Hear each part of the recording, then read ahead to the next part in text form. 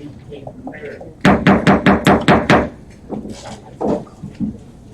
9 o'clock on Tuesday, August 10th, 2021. This is the Iroquois County Board meeting. Will the clerk call the roll, please? Alt. Here. Bard. Here. Barron. Here. Bowman. Present. Bowers. Here. Schopenhauer. Crowe. Curtis. Here. Ducat. Here. Hughes. Here. Johnson. Lynch. McGinnis. Here. McTaggart. Awful. Here. Penny. Here. Sure. Yep. Young. Yes. Zumwalt. Present. This is awful. Yes, today we have chapter today.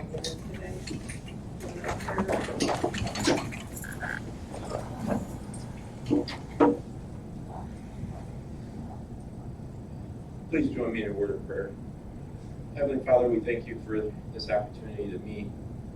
Like always, we ask for your guidance and wisdom to make the best decisions under the authority granted to us. We lift up Barb and just pray for her. And we lift up Sherry and for her healing, and anyone else in here, and friends and family, as we try to do the best we can with what you've given us. We ask this in your name. Amen. Pledge allegiance to the flag of the United States of America and to the republic for which it stands, one nation, under God, indivisible, with liberty and justice for all.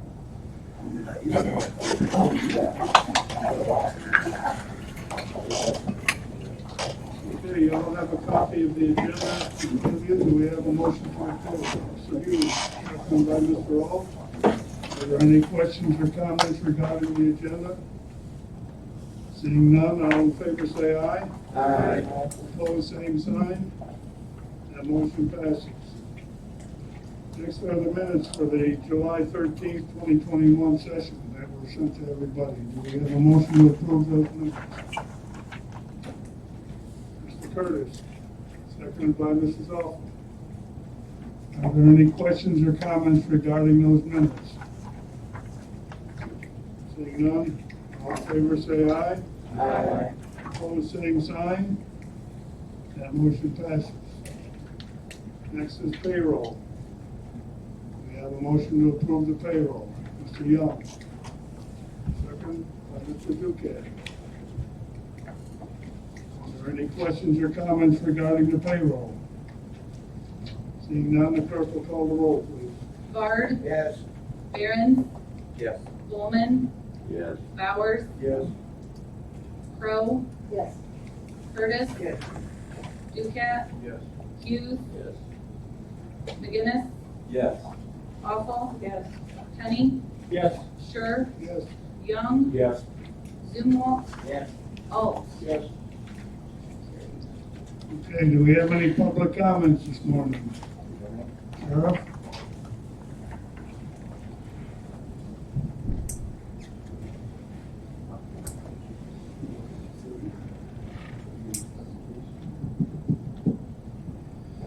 Good morning, all. I'm going to wing this real quick. You've all received a letter from me, and things have been happening in my life very quickly.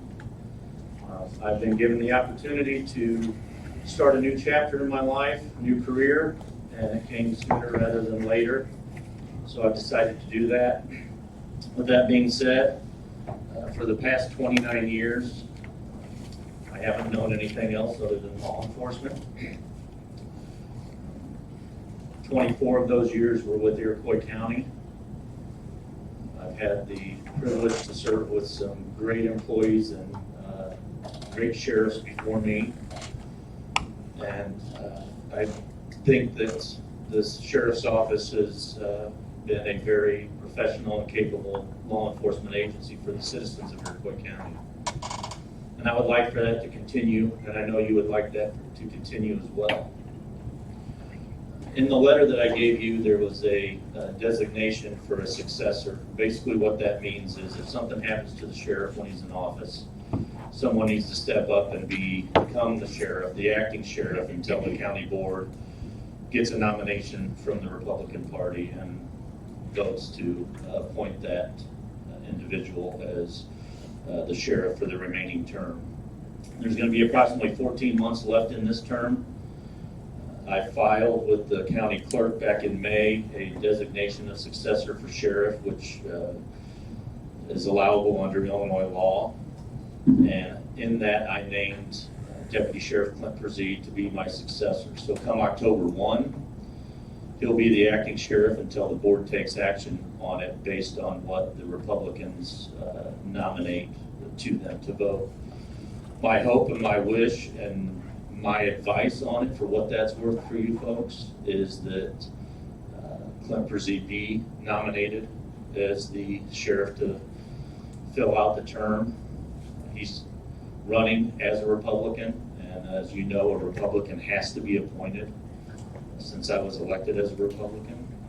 So I would hope that you, during your considerations as both the Republican Party, those of you that are in here who are involved in the Republican Party, that process, and then all of you as board members would strongly consider appointing him to fill out this term.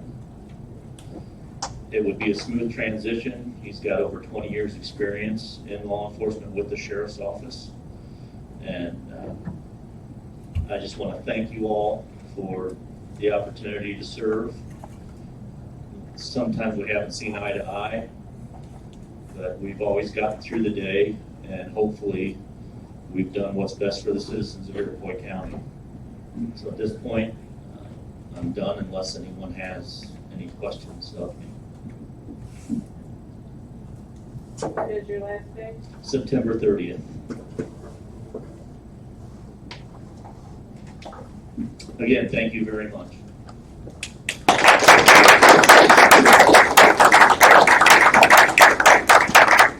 there any other public comments this morning? Yeah, you want me to come up there?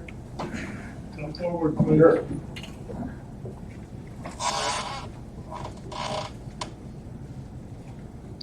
Please state your name, and you have 5 minutes. Sure. Hey, good morning, everybody. My name is Trevor Froling. I was here for the county farm bids last week. I just had some thoughts on it after a pretty lively discussion last week. The previous tenants were the highest bidders last week.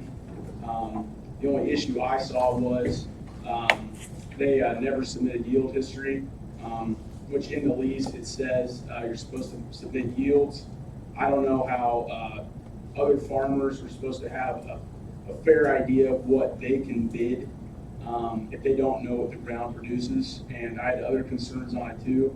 I mean, if the previous tenants don't follow one thing in the lease, what's to say they're not going to follow the rest? I mean, I don't know if it would be the same opinion of the board members if they decided not to pay a dry fertilizer bill or something to that extent, or if they came in and tore up the ground and never took care of it.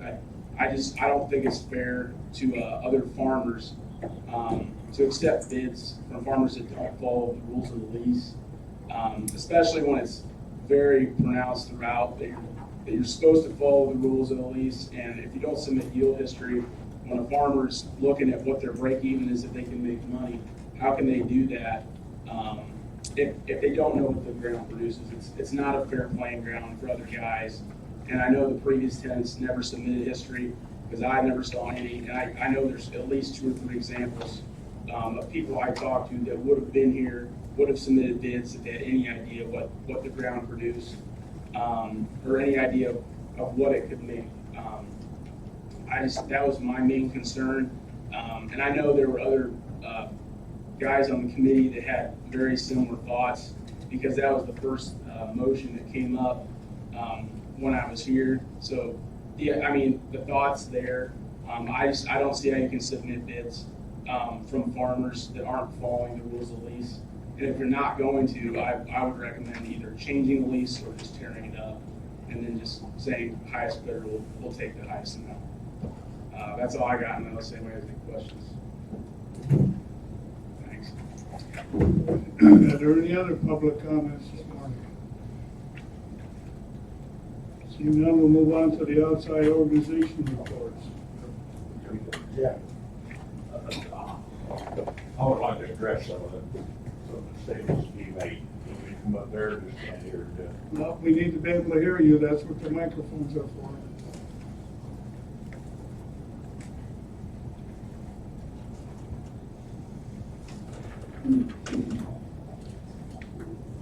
My name is Jerry Walker. I'm a partner in Walker Place. I'm going to answer one of his questions about the yield. I turned the yield data in. Him being a farmer, he ought to understand that you can go to security or any place and see what type of ground it is in the yield, where it's A soil or B soil. You don't have to have the yield from a farmer to figure out what a farm's going to produce. It's all there in the textbook. That's all I have to say. Thank you. Okay, anyone else? Seeing none, we'll move on to the outside organization reports.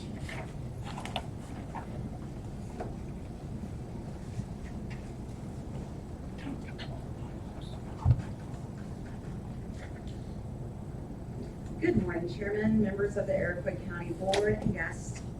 I'm Angel Crawford, and I'm the new Executive Director of the Iroquois County Economic Development Association. I want to let you know, at the end of July, I was honored to attend the 2021 agricultural tour of the Kankakee River Basin in Northwest Indiana. This tour included Indiana State Representatives, the Indiana Director of Ag, and the Executive Director of the Indiana Kankakee River Basin and Yellow River Basin Development Commission, and leaders from 5 major Indiana agencies, including the Indiana Department of Ag and its sister agency, Natural Resources Conservation Services, the U.S. Geological Survey, the Indiana Department of Natural Resources, and directors from local county soil and water conservation districts. On this tour, we traveled to a few conservation sites in the Kankakee River Basin to learn about the excellent work that local, state, and federal partners are doing to improve the overall health of the Kankakee and Yellow River Basin. Each stop featured a speaker that discussed the Indiana Conservation Reserve Enhancement Program called CREP, C-R-E-P.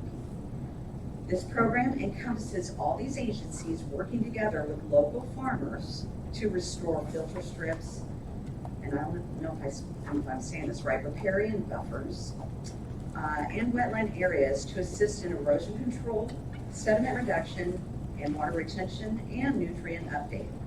Farmers use these areas as pollinator plots for honeybees and hunting areas. The good news is that the farmer has the ability to overlap agencies' programs in one area and receive financial profit on those areas and receive additional profits on top of that by applying what's called a wetland reserve easement, WRE program, which makes it even better. It's great to see agencies working together with local farmers to improve the areas along the river basin, and this is just the beginning of these types of partnerships, and I'm definitely looking forward to next year's tour. Last week, I met with the Iroquois County Tax Planning and Zoning Committee. During this meeting, we discussed how to attract people to Iroquois County. One of these ways would be to look at rezoning abandoned homesteads across the county. With more people working remotely these days, this means that people have the option to move their family into the country and still be able to do their job remotely. Also, this would be an opportunity for many abandoned parcels throughout the county to be put back on the tax roll, promoting the economy and giving incoming families the incentive to join our communities and workforce. The committee is still working on finalizing the next steps on how to make this information available to the public, and we'll announce this at a future date, so stay tuned. In closing, as you know, last week the statewide eviction moratorium was lifted and the application period for rental assistance through the Illinois Department of Housing Authority is closed.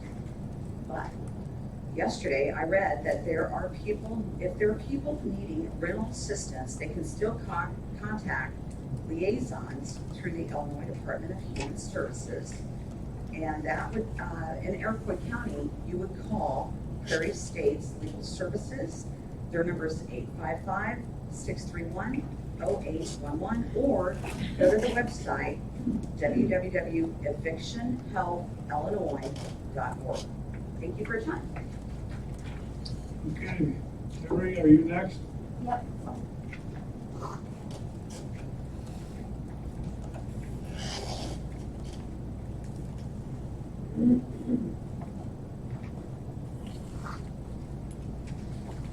Sorry, I'm having printer problems this morning, so I'm using my phone still. Stand as close to the mic as you can. Okay, can you hear me?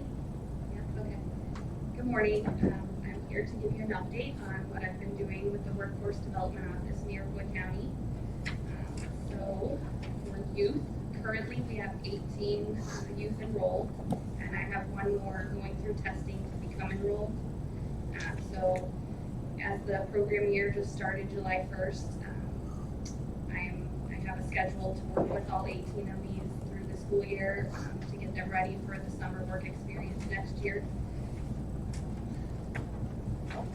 And I've developed that schedule to manage the time between Iroquois County and Crawford County. So whereas typically those were individual meetings, we've worked it out to do some group meetings also so that I can manage between the counties. I have 15 youth that are completing their summer work experience placements this Friday, so that's exciting. They've been working hard. I have 2 out-of-school youth that will be volunteering with me this Friday at the Iroquois County Historical Society to get ready for their pork tenderloin dinner. And for adults, I have 1 new adult. So I know it's only 1, but this is exciting because we're dealing with the challenge of the state's new development of the in-demand occupational training list. So as I think maybe I discussed, or John discussed for me last month, that the state has taken the approval away from the local board to decide which training programs they allow us to pay for. It's now in the state's hands, so we have had some fall off, or we have to petition to get those back on. But I did get 1 enrolled in training, and that's computer graphics technology, and that's going to allow this worker to move into a more self-sufficient wage once she completes that. I also have 2 adults that completed the summer CNA coursework, so we're just waiting on their exams to help them enter the workforce. And I have 1 adult starting a new semester of LPN coursework. For employers, we're still working with Iroquois Memorial to develop the on-the-job training program. Outreach and events, I'm hoping to get a fall hiring event together. I'm starting new office hours, so I will be doing Mondays and Wednesdays in Ford County. I'll have walk-in hours from 10 to 2, and then Iroquois County I'll be doing Tuesdays and Thursdays 10 to 2 for walk-in hours, but also appointments any other time. You guys have my phone number, my email. That's how I'm managing the customers between Iroquois and Ford. That's what I've been working on. Does anybody have any questions?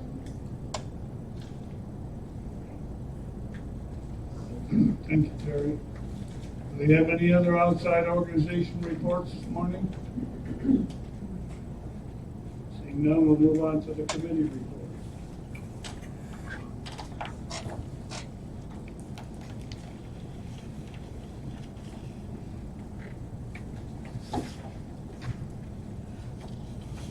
Members of the county board, your committee to whom would refer policy and procedure, and beg leave to submit the following report on the matters before them.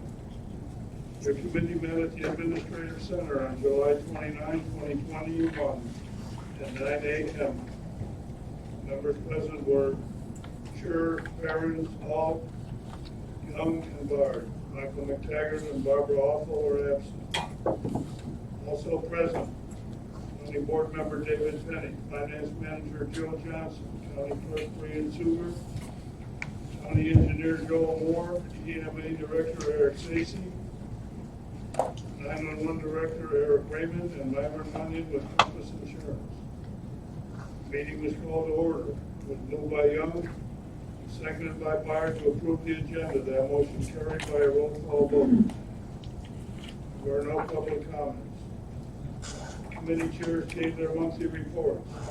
Management Chairman Barron reported the Management Committee will open county farm lease bids. The Judicial Committee will hear their standard reports. Tax Planning and Zoning Chairman Bard reported the committee will hear their standard reports. IT Chairman Young reported the IT Committee will continue discussions on phone service providers. Highway Chairman All reported the Highway Committee will review their monthly reports and approve claims. The Finance Committee will continue discussions on the 2022 budget. EMA Director Stacy reported that the hazard mitigation plan has continued to be worked on. EMA also had a booth at the Iroquois County Fair where 4 weather radios were given out and hyper-reach information was distributed. Stacy also informed the committee that there was an incident where a marathon pipeline was hit and leaked approximately 1,200 barrels of gasoline. Chairman Sure praised Marathon on their quick reaction to the situation. Personnel EPC meeting on August 5, 2021. EMA will continue hosting trainings for fire department chiefs to get them educated on the mass notification system HyperReach. The committee continued discussions regarding county board redistricting and setting salaries. It was noted that this needs to be completed by November 17, 2021. Sure proposed 2 different ordinances. One ordinance is leaving the same as it is currently, and the other is to reduce the county board members to 16, increase the chairman's salary to $600, the vice chairman salary to $90, and $50 per diem. David Penning discussed the possibility of reducing the number of members and the compensation in order to benefit the county. Sure explained that this ordinance will be for the next 10 years. He went on to explain the thought behind proposing a reduction in members could allow for an increase in compensation without affecting the budget. Results of discussion on moving or combining committee meetings. County Clerk Jane Sewer informed the committee that the census is still not available. It was moved by Barron and seconded by All to present both ordinances to the county board. That motion carried by a roll call vote. Finance Manager Joe Johnson gave an update on the sexual harassment training. We are at an 83% completion rate so far. Employees can take the training online or another in-person training can be scheduled. The committee continued to review the Iroquois County Personnel Manual. The changes are as follows. Policy 1017, Equal Opportunity Section 3H, change County Board Office to County Board Executive Assistant. Policy 1017, Equal Opportunity Section 4A, change County Board Office to County Board Executive Assistant. Policy 1018, Final Pay Section 2, omit upon return of all Iroquois County property in sentence 1. Add additional sentences stating that exiting employees are expected to return all Iroquois County property and may be invoiced if said property is not returned. Failure to return property or pay the invoice may result in further legal action. Policy 1020, harassment, section 5D, C, change the word or to the word and. Policy 1024, infectious diseases, section 4, add and provide medical documentation to the end of the sentence. Policy 1025, introductory period, change introductory to probationary in the policy. Policy 1025, introductory period, section 6C, change county board office to department head or supervisor. Policy 1025, introductory period, section 4D, in the second sentence, change the word discuss to inform. Policy 1026, investigations, section 2 in the second sentence. Change county board office to county board executive assistant. Policy 1030,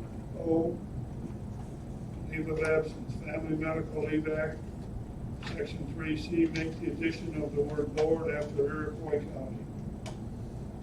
Correspondence was reviewed with the committee. There was no old business, there was no new business. There was no further business to come before the committee.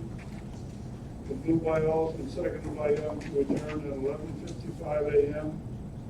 The motion carried by a voice vote, all of which is respectfully submitted and signed by all members present, and I vote for the adoption of the report. Do we have a second? Mr. Goff, second. Are there any questions or comments regarding the report? Mrs. Crowe. This is from Mr. Stacy. The mitigation plan, someone told me it was done and submitted. That's the city of Watson's. Oh, so ours is being worked on, but it's not been submitted? That is correct. Okay. Are there any other questions or comments regarding the report? Seeing none, the clerk will call the roll, please. Barron. Yes. Bowman. Yes. Bowers. Yes. Crowe. Yes. Curtis. Yes. Ducat. Yes. Hughes. McGinnis. Yes. Awful. Yes. Penny. Yes. Sure. Yes. Young. Yes. Zumwalt. Yes. Alt. Yes. Bard. Yes. Okay, you all should have a copy in front of you of Plan A and Plan B regarding the ordinance for reapportionment. At this time, I would move that the county clerk would call the roll of each board member, that they might indicate their preference to adopt either Plan A or Plan B. Someone care to second that motion? Mrs. Alford. Are there any questions or comments regarding the motion? What we're going to do? I have one comment. Yes, sir. I believe last month, and I don't know who come up with the 600, but I think you sat up here, or stood up there and said that Sherman didn't need the 600, the 400 would be sufficient. Is that a correct statement or not? Not quite. What I said was that the way it was worded before, the increasing the chairman's salary to 600 would increase the cost of the operation of the county board. The plan that we're looking at today in Plan B, increasing it to 600 by reducing the number of board members, seems that it will be a budget neutral effect. It won't cost the county any more money. Plan B is what you're saying. Plan A is. Plan A says 16. Right, Plan A is the increase, right? I got it backwards. Plan B remains the same. Plan A, by reducing the number of board members and increasing the compensation to the chairman, the vice chairman, and increasing the per diem will not cost the county any more money. Budget, both plans are budget. It's a question of which plan we want to adopt.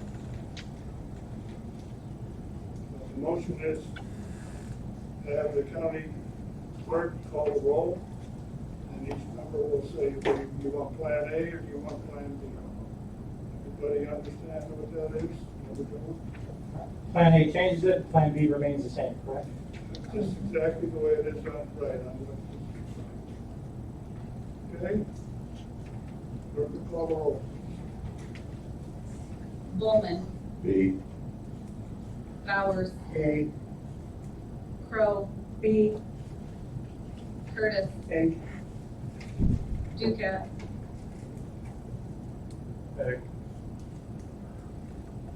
Hughes. B. McGinnis. B. Awful. A. Penny. B. Sure. A. Young. A. Zumwalt. A. Alt. A. Bard. A. Barron. A.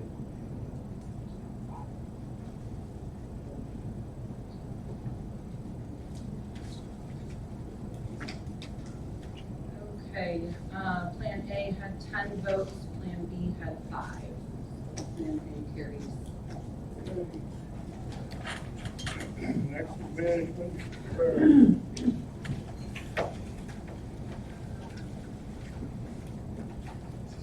Mr. Chairman and members of the county board, your committee to whom was referred management services, I believe, and submit the following report on matters before them.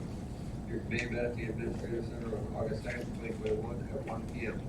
Members present were Barron, Alt, Bowman, Bowers, Ducott, and Kimball. Sherry Johnson was absent.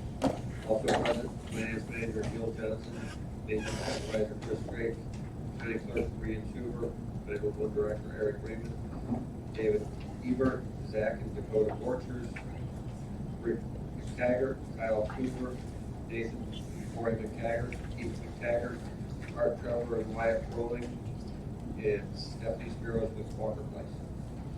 The meeting was called to order. It was moved by Paul Bowers, second by Charles Hall to approve the agenda, motion carried by a voice vote. During public comments, John Dumont addressed the committee about the county's farm bids being open today.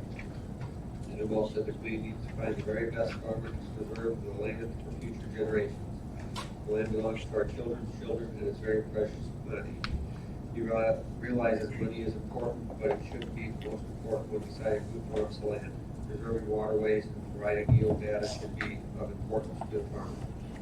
Maintenance Supervisor Chris Drake's report included the following. Drake spoke with Iroquois Paving in regards to the north parking lot in a pre-construction meeting between County Engineer Joel and Iroquois Paving scheduled for August 12th. The jail door retrofit project is complete. Backflows are scheduled for inspections this month. Bill's Concrete will continue to work on the stairs of the courthouse. Contract work was done in the USDA office. Their floors were stripped and redone. Carpet walls be cleaned. Heating and air conditioning was added to the regional delivery office.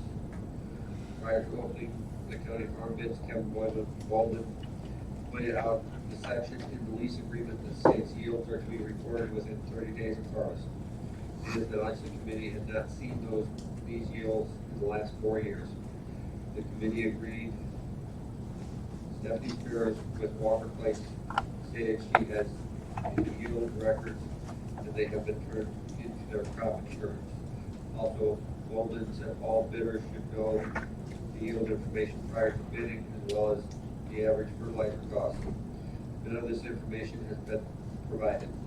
Lastly, Bowman expressed his concern about the lack of advertising. The bidders in the room today were only aware of the county farm being for a bid due to Bowman contacting them or by others contacting them. It's moved by Bowman and second by Humboldt to reject Walker Place bids for lack of turning in their yields to work fair playing grounds for other bidders. Further discussion with Howell.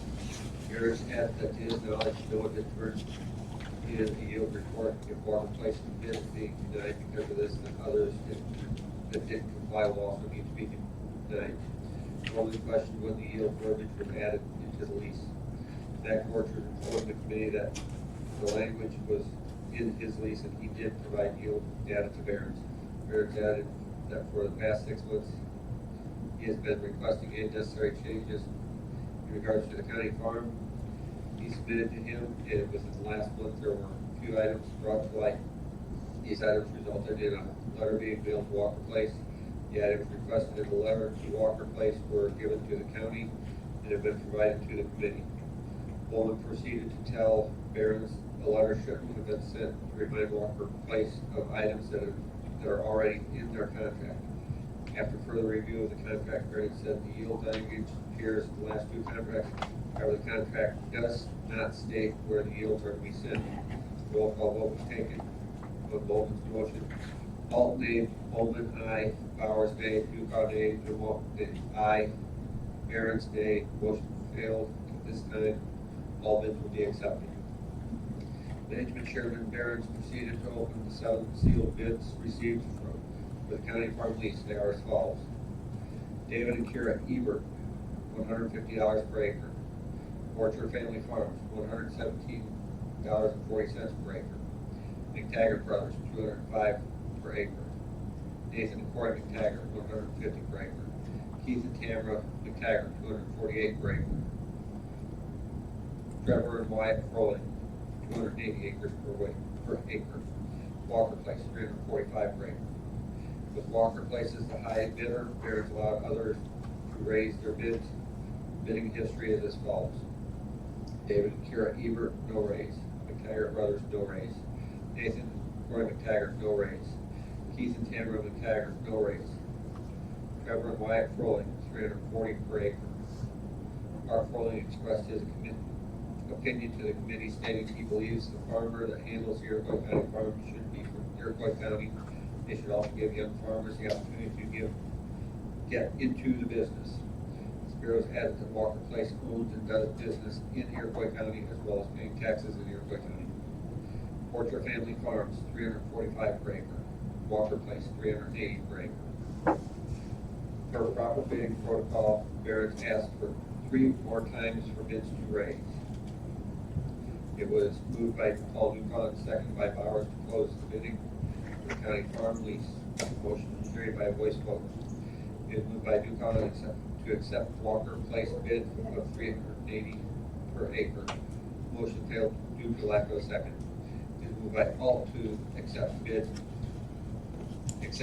bid at the county board. Motion failed due to lack of a second.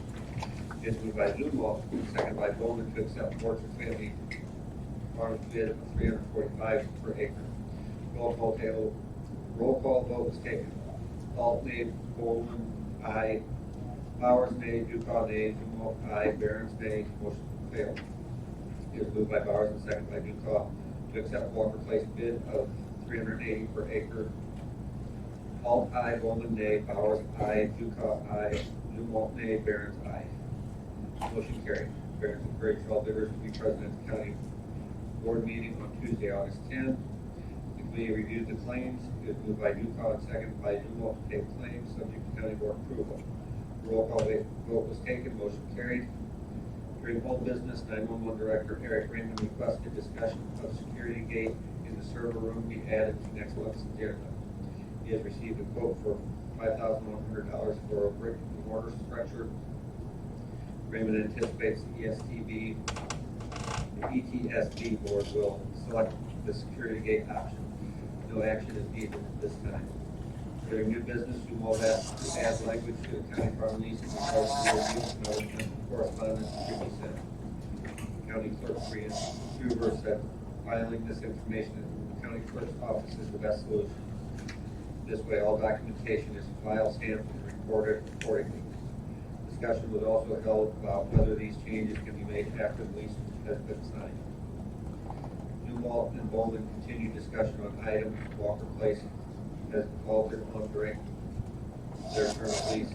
The lease specifically states to mow at least 3 times per year. Dumont said they only mowed once. Bowman told the committee law enforcement has been involved, and a neighboring farmer has lost control of farm ground because of Walker Place. Barron said he was unaware of any of these issues, and the committee should have been informed. Barron also suggested those who submitted bids or are affected by these issues should attend county board meetings and speak during public comments. Lastly, Barron will get the yield from Walker Place and new soil testing will be done. All requested an update on the Head Start playground equipment. Barron said he would follow up with them.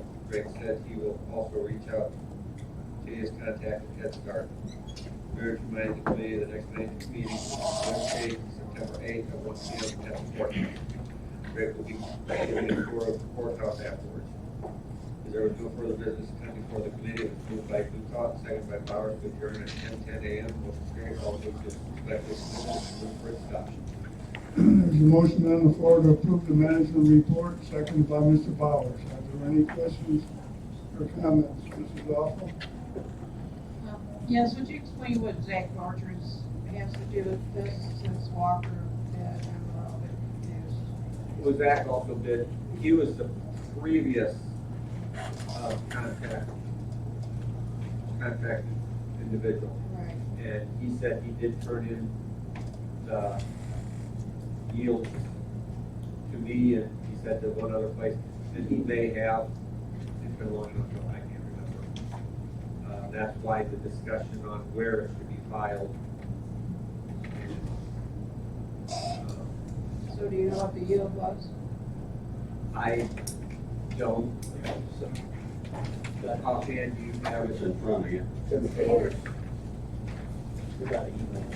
They emailed it after the fact. Who's missing? I'm gonna read my email. It's in this pack. You got one in front of you, Bart, somewhere. It's on the back. Yeah, 2018, 19, and 2020. Yeah, 2018 was soybean, 2019 was corn, 2020 was soybeans. So,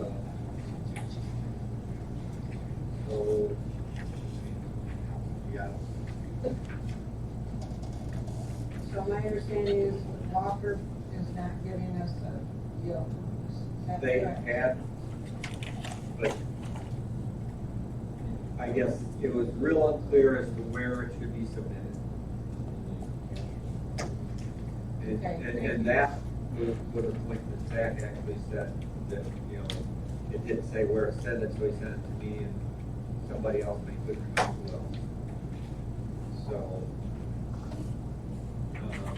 I did talk to Dave's attorney about it, and he said, at this point, we can add that because that's an administrative thing, not something that had to be included, because it states that it needs to be turned in, we can add that little section as an administrative thing, and Brian has pointed out that her office is probably the best place to submit it, because that's where all the should end up anyway. Okay, Mr. Bowman? In the last paragraph, where it says Bowman and Zumwalt and Bowman on the continued discussions on the items of Walker Place, we need to correct that where Bowman told the committee that law enforcement has been involved and the neighbor has lost farmable farm ground because of Walker Place. Walker Place, I never said that. What was said was when you don't fix the tile holes and maintain the waterways in the past, the tile doesn't work like it should. And the water flows over top of the ground and washes away the topsoil, which the farmer has lost farmable ground. I never did come out and say it was all Walker Place fault. I'd like that added to the minutes, please.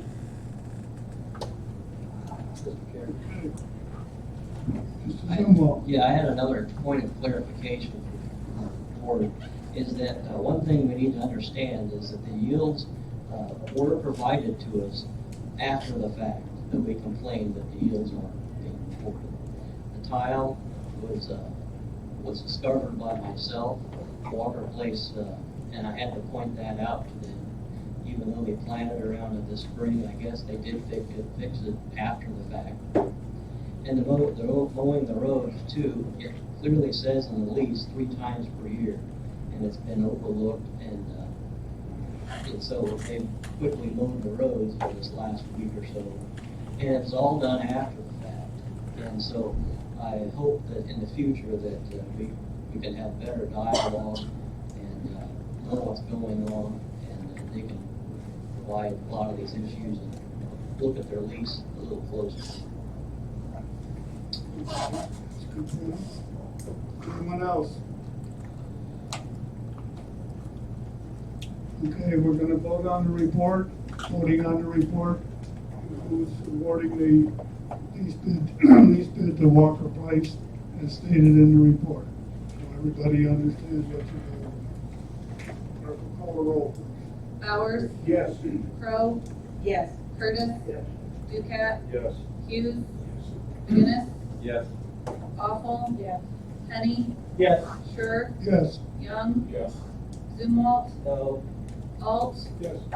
Bard, Yes. Behrens, Yes. Bowman, No. Okay. Next, we have a discussion and action on soil testing process.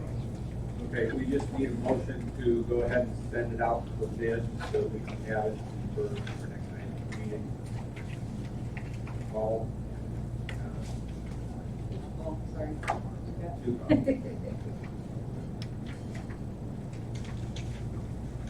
Okay. Any questions or discussion about what the school should allow? Seeing none, you call the roll, please. Crow, Yes. Curtis, Yes. Ducat, Yes. Hughes, Yes. McGinnis, Yes. Awful, Penny, Yes. Sure, Yes. Young, Yes. Zumwalt, Yes. Alt, Yes. Bard, Yes. Barron, Yes. Coleman, Yes. Bowers. Yes. Okay, Health Committee. Mrs. Awful.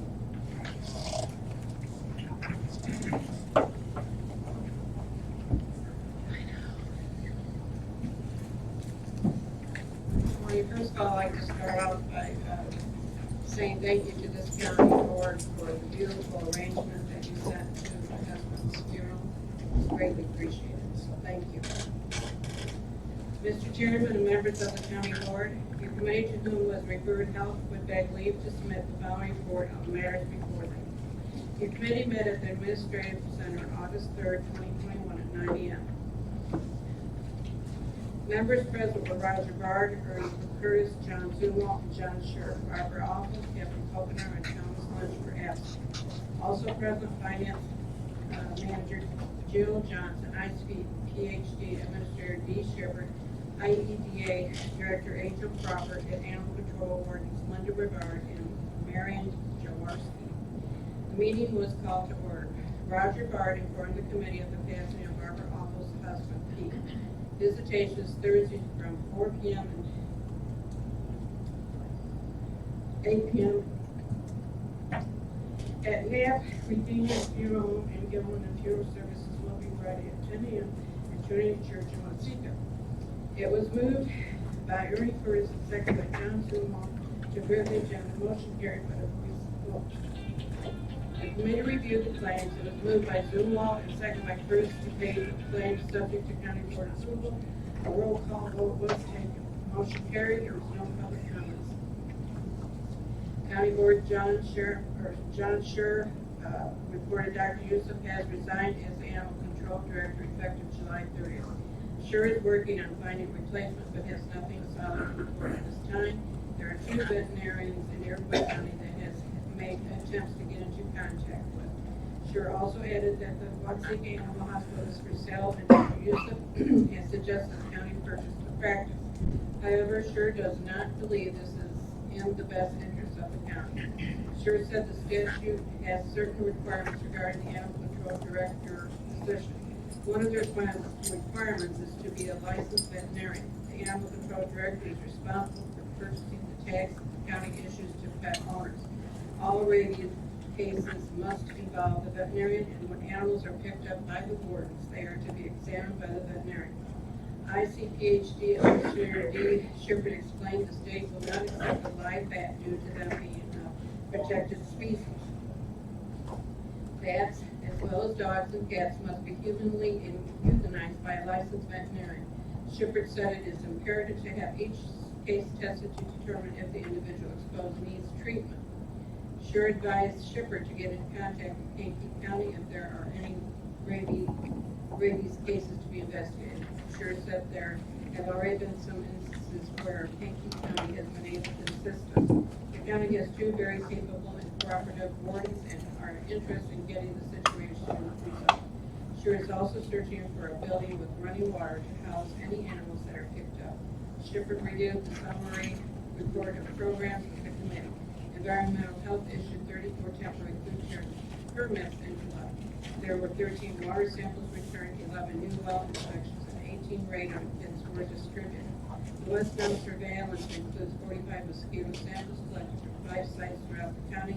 There have been no positive West Nile samples. Community Health reported 72 children immunizations, 4 adult immunizations, and 90 COVID-19 vaccines.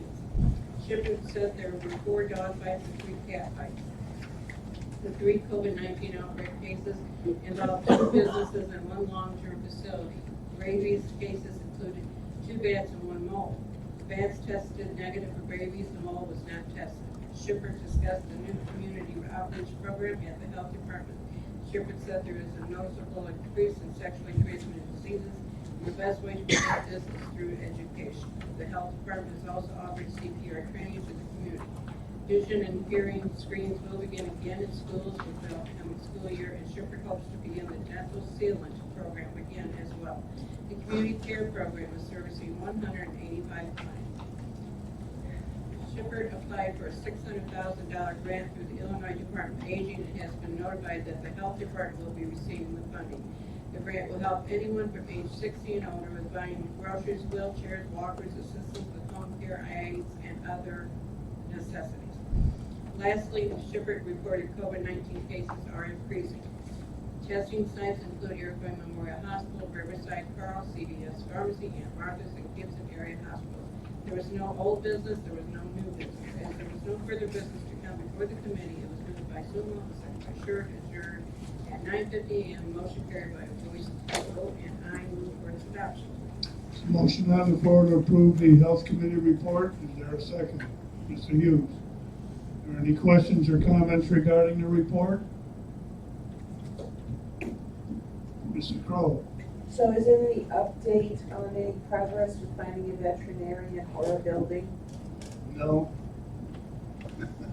I've been attempting to meet with the animal control administrator in Ford County, and I'm supposed to be in contact with him this afternoon, as a matter of fact. We'll see where that goes.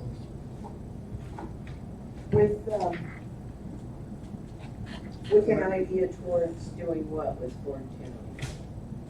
Well, whatever assistance they would be able to provide us, the same as the arrangement we have with Kankakee County at the present time. Until I talk with them in Ford County, I'm not sure what they'd be willing to do, but, if they can help us out, that's a big help at the moment. I will say that Dr. Youssef also has advertised his practice for sale on the website with the University of Illinois Veterinary College. But to date, he has not received any response. He's tried to advertise it on a couple other places, and he hasn't been able to get anything done there. I've had a conversation with the real estate agent that's listing his property for sale, and she's lukewarm about cooperating as far as anything as far as promoting the sale of the equipment. She's trying to get the building sold. And if you look on their advertisement, you'll see that she's trying to get it to be a dog grooming business. And I've explained to her that doesn't help the county out. In my opinion, the county needs a vet to service the people in the area with their pets, and also we need a vet in the area that can serve as our animal control administrator. So that's kind of where everything is at. It's in a fluid state at the moment. Hopefully by next month we'll have better progress to report. Okay? Anyone else? Seeing none, the clerk will call the roll, please. Curtis. Ducat. Hughes. Yes. McGinnis. Yes. Awful. Yes. Penny. Yes. Sure. Yes. Young. Yes. Seymour. Yes. Holt. Yes. Bard. Yes. Barron. Yes. Coleman. Yes. Bowers. Yes. Crowe. Yes. Okay, Tax Planning and Zoning Committee, Mr. Bard.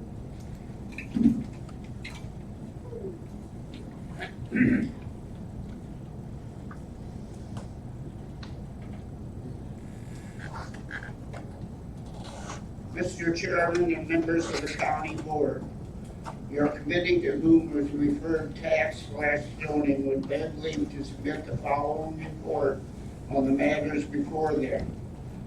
Your committee met at the Administrative Center on August 3rd, 2021 at 9:55 a.m. Members present were Bard, Zumwalt, Curtis, and Scher. Kokenara, Awful, and Lynch were absent. Also present, Finance Manager Johnson, County Treasurer Albers, County Clerk Suber, Supervisor of Assessment Bob Yergler, and IEDA Director Angel Crawford. The meeting was called to order. It was moved by Ernie Curtis and seconded by John Sheriff to approve the agenda. Motion carried by a voice vote. The committee reviewed the claims. It was moved by Curtis and seconded by Zumo to pay the claims subject to county board approval. A roll call vote was taken, motion carried. There were no public comments. The department heads gave their monthly reports. County Clerk Super reported the voter registration card purge is coming along. The county clerk's office is also working on coding for some referendum that will appear on the primary ballot. The referendum is specific to school boards and currently elect their board members in a township and range format. Super said if they did have a full slate of candidates at the last election, they are required to put a referendum on the ballot that asks if the school board should be elected at large. The three schools affected are Herscher, Central, and Cissna Park. The question has to be passed in each one of the township and range areas, and there will have to be a different code for each ballot. County Treasurer Kurt Albers reported the first property tax due date is passed and 67% of the tax payments have been collected. The first distribution to all taxing bodies was done last week. The next property tax due date is September 7th.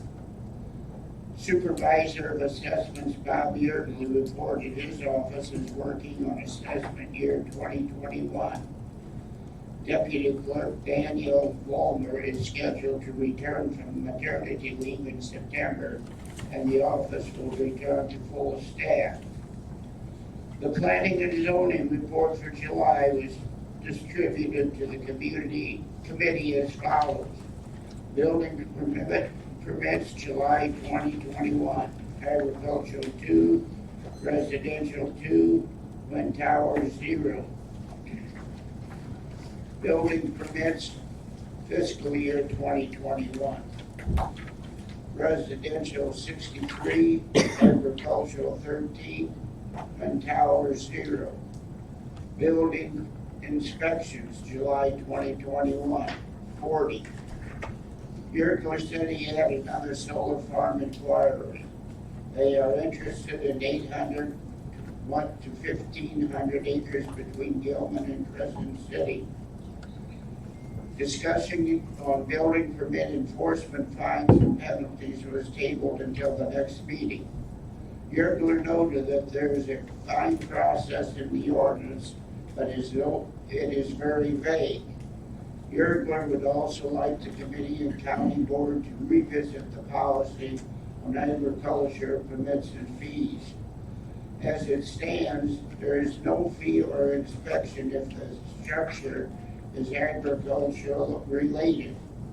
Also, State's Attorney Jim Devine will need to be involved with the enforcement of any of the proposed changes. Continued discussion was held on the publication of rural homesteads. IEDA Director Crawford spoke to the committee about putting together some wording to inform people of the potential ordinance change. Sure added that the communities had also discussed putting something in writing about the matter, and he hopes that they will have the opportunity to present something at the next meeting. Super presented a monthly resolution showing 2 parcels being sold by the county trustee. Both parcels are located in the village of Anarga. The parcels were sold at the base price, and the county will be receiving $600. It was moved by Zumo and seconded by Curtis to approve the resolution authorizing the sale of property located in the village of Anarga. A roll call was taken. Motion carried. There was no old business. During new business, Zumo voiced concern over the Kankakee Wildlife Refuge in the northeast part of the county. Sumo said his concerns are the impact on farm drainage, property values, and loss of tax base. He would like to see further discussion held next month and will supply the committee with more information at that time.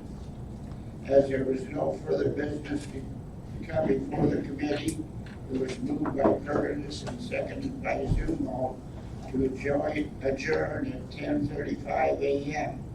Motion carried by a voice vote, all of which is respectfully submitted, and I move for its approval. We have a motion to approve the Tax Planning and Zoning Committee report. Is there a second? Mr. Duquette. Are there any questions or comments regarding the report? Seeing none, the clerk will call the roll, please. Ducat, Yes. Hughes, Yes. McGinnis, Yes. Awful, Yes. Honey, Yes. Sure, Yes. Young, Yes. Zumwalt, Yes. Foltz, Yes. Bard, Yes. Barron, Yes. Bowman, Yes. Bowers, Yes. Crow, Yes. and Curtis. Did anyone notice, did he leave? He's gone, okay, thank you. Judicial and Public Safety report, Mr. Barron. Mr. Chairman, members of the county board, your committee duly was before judicial and public safety with beg leave to submit the following report of matters before them.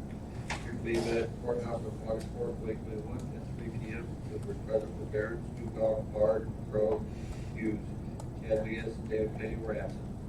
Also present from county board chairman John Schur, Sheriff Barry Kagan, probation supervisor Barb King, State's Attorney Jim Devine, and 911 Director Eric Raymond. Meeting was called to order. Moved by Ducal and second by Roger Bart to approve the agenda, motion carried by a voice vote. There were no public comments. Sheriff Derek Kagan announced his upcoming September 30th retirement. For almost 20 years, he has called law enforcement his career and one of his life dreams. Kagan said it has been an honor to serve Iroquois County as sheriff for the last 11 years. Going forward, Deputy Sheriff Brzee is his designation of successor to fill the vacancy as sheriff. This designation is pursuant to Public Act 91-0633, 55 ILCS 5/3-3010. It was filed with Iroquois County Clerk on May 17, 2021. With Hagan being elected as a Republican, the Iroquois County Republican Central Committee will select a candidate for the county board's approval. Judicial and Public Safety Chairman Lyle Barron inquired about the requirements due to recent changes. Hagan said effective July 1 changes to the criminal justice reform legislation include whoever is elected as sheriff must be a certified law enforcement officer. Hagan offered his full support for Brzee's appointment for the term. Brzee is also running in the election for sheriff. Hagan also reported he was contacted by Gilman last week. They are interested in moving forward with contract discussions regardless of an Oregon extension. The contract would include 40 hours of coverage per week from the county. The hours would be 4 10-hour shifts and would provide evening through early morning coverage. Initially, the costs were estimated at $160,000 for 2 full-time officers and a squad car to cover the Gilman and Norga area. At this time, negotiations will fully include Gilman, and the cost will be reduced to approximately $80,000 for 1 full-time officer and a squad car. Hagan said during his discussion with Gilman, they would still like the county to cover 15% of the cost as discussed during previous negotiations. There was also an understanding that the deputy would have to respond within close proximity outside of the village limits of Gilman. Hagan said Gilman does have a fairly new, fully equipped squad car. This could be discussed during negotiations instead of purchasing a new squad car. The committee agreed that Hagan and County Board Chairman John Schur should begin discussions with Gilman. Hagan also discussed the matter with the planning commission. State's Attorney Jim Devine reported 9 cases for grand jury this morning. Devine has a vacancy for an assistant state's attorney. Probation Supervisor Barb King reviewed the probation and court services activity report for July with the committee. Then with Director Eric Raymond distributed his monthly ETSP report to the committee. Raymond reported to the committee of the passing of Tim Wessel, Assistant Chief of Crescent Iroquois Fire. His visitation is Friday at Fire in Watsika, 4 p.m. and funeral services were at 9 a.m. on Saturday.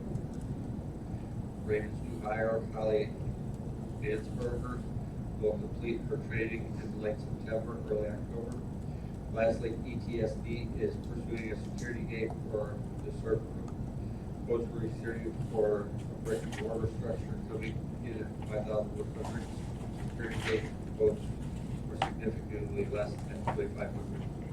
There was no old business, very new business. Parents let the committee know that next month's management committee meeting will be held at 1 p.m. on September 8th at the courthouse due to the Labor Day holiday. Maintenance Supervisor Chris Drake is conducting a walkthrough of the building immediately after the meeting. If members of the Judicial Committee would like to join, they need to arrive after the management meeting. The committee reviewed the claims, is moved by Newcott and seconded by Steve Hughes. Paid Judicial Public Safety claims. Subject to county board approval. Roll call vote is taken. Motion carried. As there was no further business to come before the committee, it was moved by Newcott, seconded by Crowe to adjourn the meeting at 3:34 p.m. Roll call vote is taken. Motion carried. All which is respectfully submitted and moved for its adoption.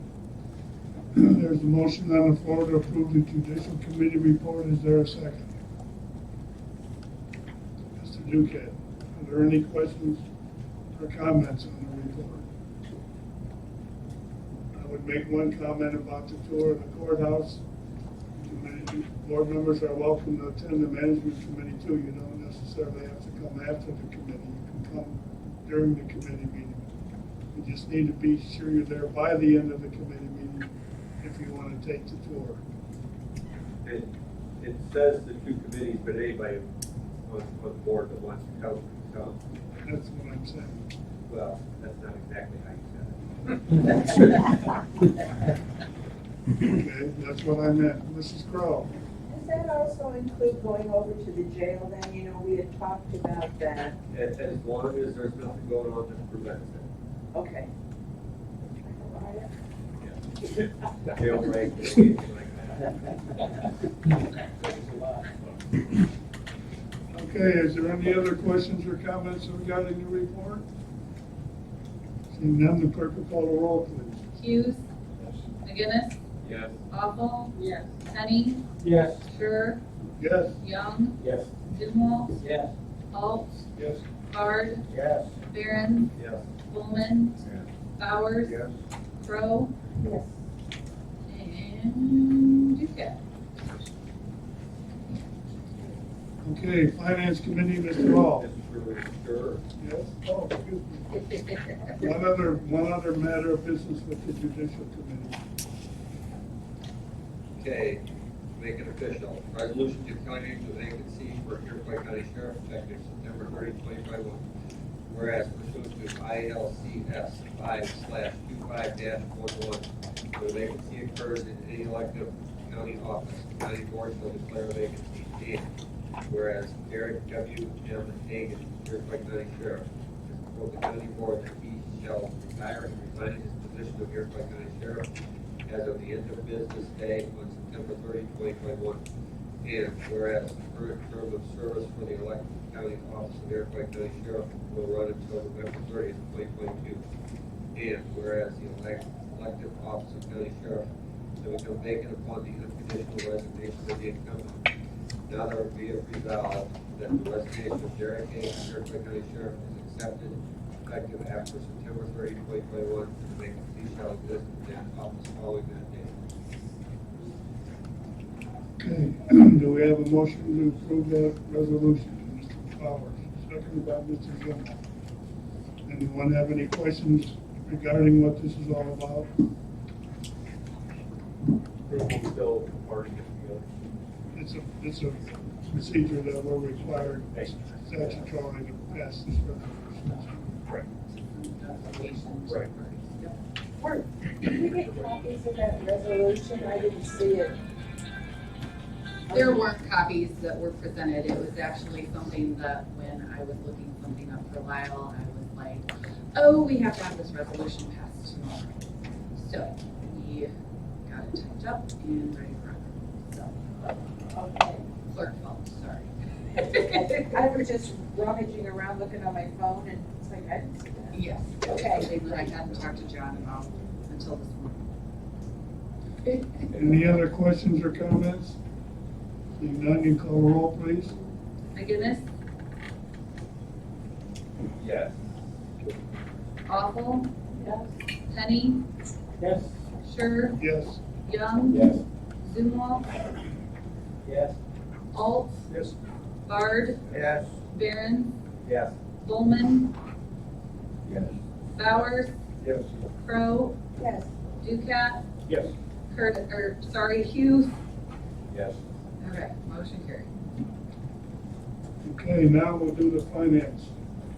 We have three reports. Right, read all three, we'll do them all with one motion. I know what you got. Mr. Chairman, and members of the county board, your committee, the first finance, they believe to submit the following report and allow it before them. This is the August.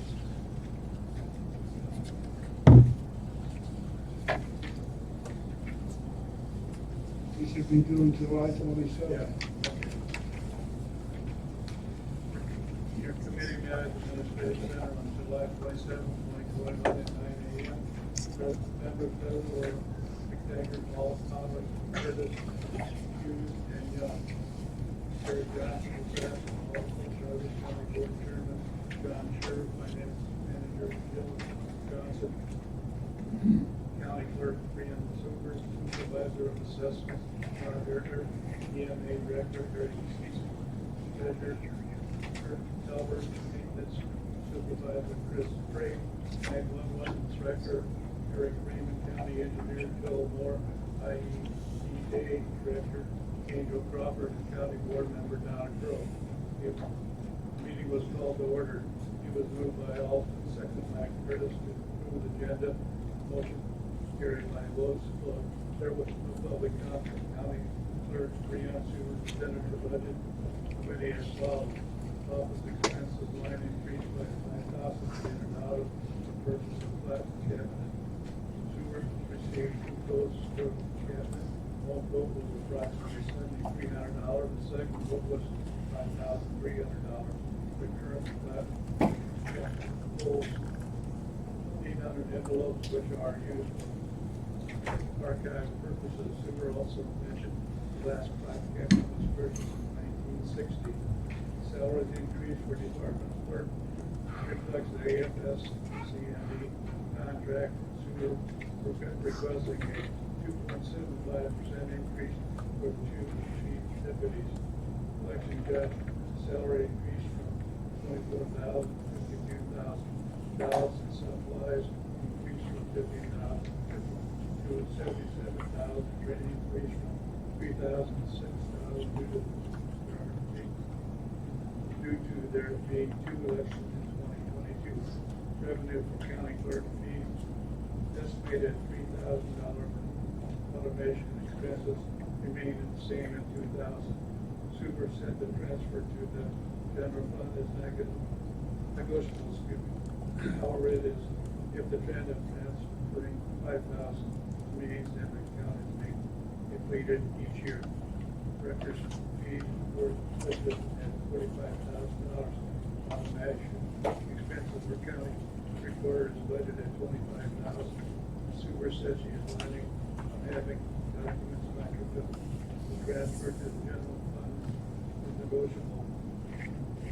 Sewer has not received any grant information from the state, but has been assured there are grants available. Sewer reviewed the county clerk and recorder revenues. Sewer provided the committee a quote from GPS for new election equipment for $477,275. Sewer also included a quote from Lever Systems from 2018 for $380,975. They gave the county an option to put down $80,000 as a down payment. Finance without company's own financing options. Liberty system costs for election is not included there. $380,975 total. In addition, $25,200 annually plus $17,628 per quarter would be added to the quoted amount. GPS charged an annual fee of $44,000. Super received an adoption from the National Association of County regarding the use of American Rescue Plan funds for election equipment. Option states that recipients may use this fund for capital investment projects like the purchase of voting election equipment that has they pertain to responding to the public health crisis or as they pertain to the reduction in revenue earnings as a result of the pandemic. Super described the voting device as fair. They can be repaired but cannot be purchased new, only refurbished. At this time, she will be signing another 3-year contract with GPS. Sure, this also has State's Attorney Jim Devine to look into the laws, American Rescue Plan funds, and if the county can set aside the funds for future projects. Supervisor assessment, Bob River presented his budget to the committee.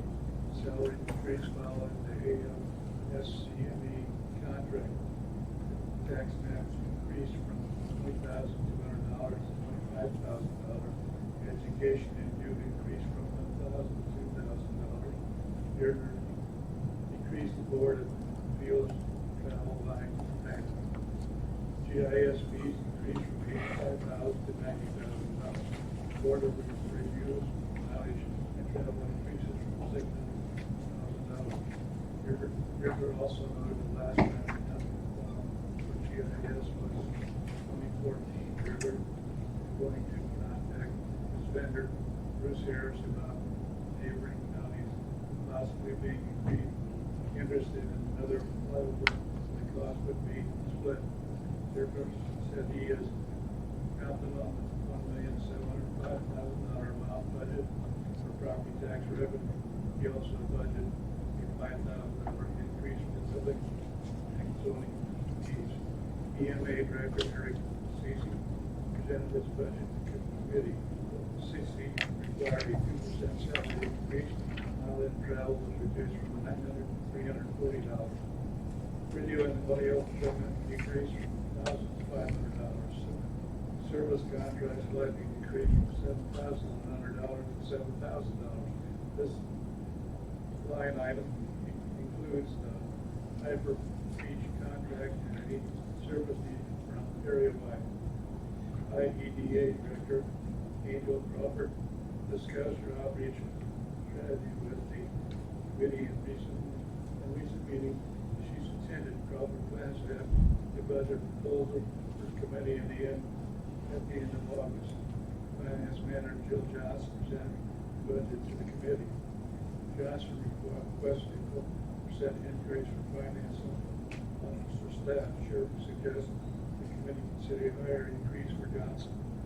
System expense increased from $25,000 to $77,500 to comment the SAN, UPS, and storage refresh and UPS batteries. The backup server refresh and disaster recovery server is also budgeted within this line item. Applications for board $200.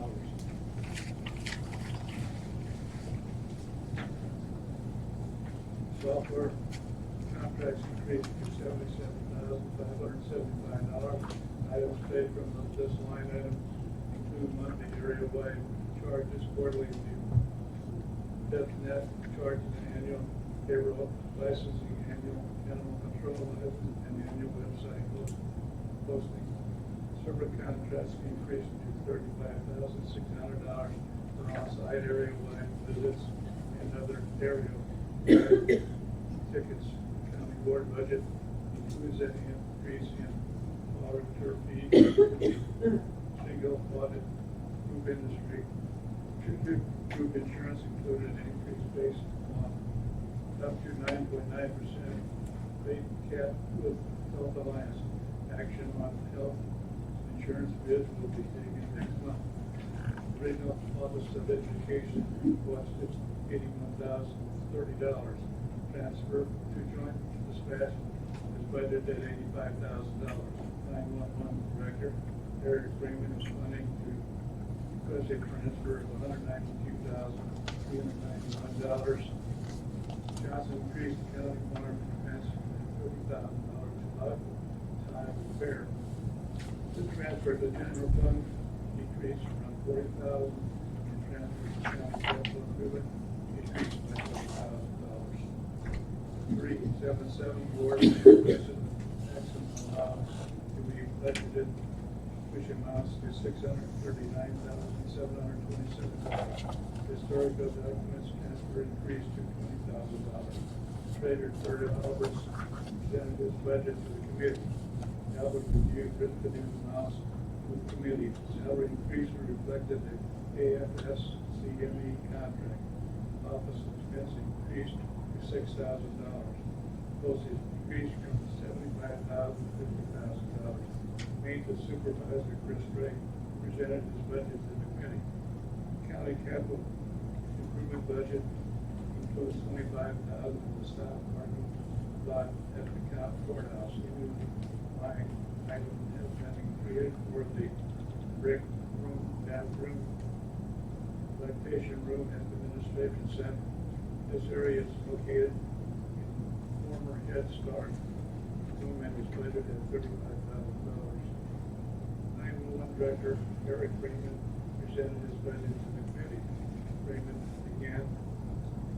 begin with the joint dispatch budget, which consists mostly of telecommunicator salaries. Transfer to fire volunteer has increased by 5%. As from general fund, city of Waseca, and 911 is budgeted at $192,391. As of now, there is no budgeted request for public safety. Riverside Hospital is still in their 3-year contract. Stated the 911 budget has not been finalized by the ETSB board. Contributions has increased from $520,000 to $540,000. Transfer from the sheriff's budget is $6,000. Transfer from public is budgeted at $200,000. Raymond requests a 5% salary, but expected this to decrease. Mileage and travel decreased from $7,500 to $4,000. Purchase of equipment is budgeted at $230,000.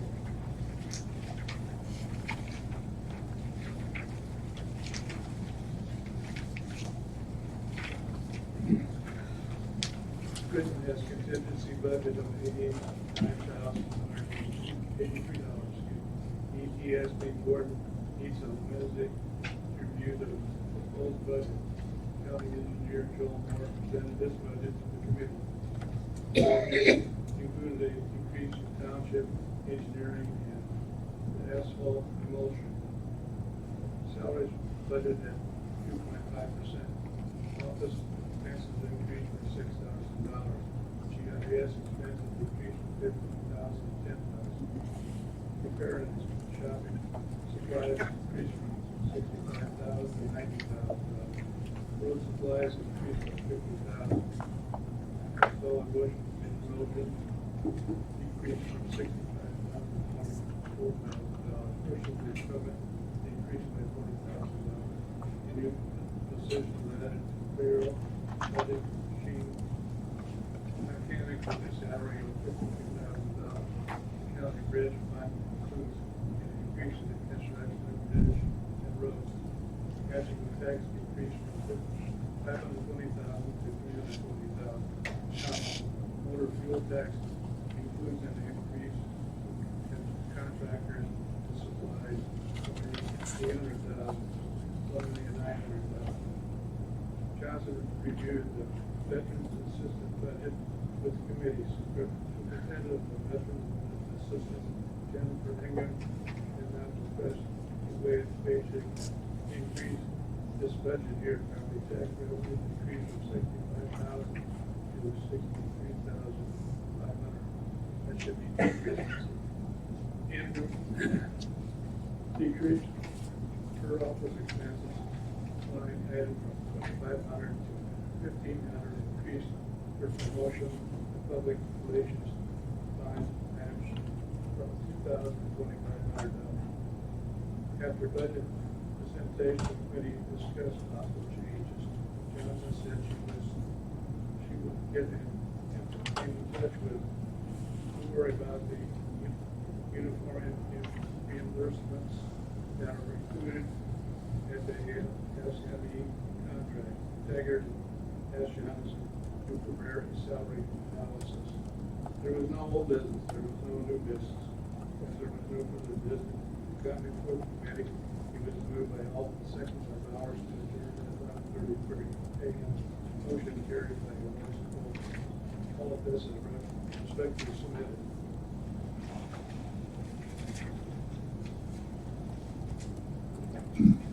Now we go to the July 28th meeting. If I want to read it, we'll let it. Mr. Chairman, members of the county board, whom referred to as finance, leave to submit the following report on the matter for the committee minute administration center on July 28, 2021 at 9 a.m. Members present were McTaggart, Hall, Flowers, Curtis, Hughes, and Young. Johnson was absent. Also, the county board chairman, John Schur, finance director, Jill Johnson, Judge Mike Sable, Coroner Bill Cheatham, State's Attorney Jim Devine, Public Defender Samantha Dodds, Ginger Boyd, review by extension, Sheriff Derek Hagan, Probation Director Tom Latham, Clerk Lisa Hines, and County Board Member Donna Crowe. The meeting was called to order. It was moved by Young and seconded by Bowers to approve the agenda. Motion carried by vote. It was moved by Taggart and seconded by Young to make an amendment to the agenda to add discussion about the county recycling event. Motion carried by vote. There was no public comment. County Board Chairman John Schur said he received a phone call from Mark Garfield about the annual recycling event. Wanted to know if the county would be interested in participating again. If it is being held on September 11th, Garfield asked if the event could be held in the administration center parking lot. Schur advised me he is not in favor of using the county parking lot due to the amount of traffic and wear and tear it will cause on parking lots. He doesn't believe we should participate. Finance Manager Jill Johnson $70,000 budget for 2021, $6,600 was our portion last year. It was moved by McTaggart and seconded by Alton. Forward was September 11, 2021. We saw the event, but the event will not be hosted at the Administration Center. Under double call, was taken and carried. Judge Mike Sable present the budget. Special attorney hired increased significantly from $2,000 to $12,000. He asked to appoint private counsel to present the defender who is charged with first degree murder. Coroner Bill Cheatham presented the committee. Cheatham does not anticipate any change in his budget over the next year. State's Attorney Jim Devine has written to the committee and said he is currently advertising for application for a new assistant state's attorney. The Drug Free Committee Fund is a 5-year grant to employees who work with school in the community promotion, promoting the fifth scale campaign, as well as other advertising. It's moved by McTaggart and second by Young to take a 15-minute recess. Motion carried by vote. It was moved by McTaggart, second by Young to call and move back board at 9:58 a.m. Public defender Samantha Dodson presented her budget to the committee. Judge requested a 3% salary increase for herself and assistant public defender Jennifer Mansberger. $1,000 investment bonus line. That's also, that said she is currently using her own resources for supplies and posting. That's also requested health benefits for the public defender. Peter Boyd with the UI expansion used her budget with the committee. Boyd said she is now requesting an increase for the fiscal year 2022 budget year. Chair Eric Kagan presented his budget to the committee. Salaries are set for the FOP contract. Gas and all expenses increased $10,000 for the increase in gas prices. Training decreased from $9,500 to $10,000. Gym membership reimbursement increased from $3,000 to $1,400. Diet of prisoners decreased from 85,000 to 65,000 due to the decrease in population. As of July 19th, public safety fund had a balance of $565,000. Taken is requesting $200,000 to purchase of a four new vehicles. Taken said he is on our rotation of 3 vehicles per year. Sheriff Public Safety Fund can be used as an automation fund. The rest medication cost fund is limited at $4,000 on the revenue side. Taken said inmates are charged for the medical process procedures. Court security fund is includes salary and benefits for the court security officers. Probation Derek and then his budget committee. Salary increases are set at the FOP contract. Salary increases are budgeted at $90,000. Taggart discussed his option of the ESP using the surplus funds to pay for the CAD software rather than the being paid public safety tax. Taggart said he also does agree with the $192,000 budget as a transfer from general fund. It was moved by Taggart, second by Young. He requests ETS agreement to provide more clarification on the CAD software cost if the ETSB surplus fund can cover the purchase of the CAD software. He leaves this public safety tax and denied the transfer of joint dispatch requested in the amount of $192,391. Motion carried by vote. Circuit Court Lisa's Ryan presented her budget to the committee. Salary includes set by the AFSCME contract. And also has a vacancy in her office. Court documentary storage includes a $25,000 transfer to general fund. Certain clerk includes $30,000 transfer to general fund. In preparation for the next finance meeting, Johnson will make necessary adjustments as discussed and provided a salary analysis. There was no old business.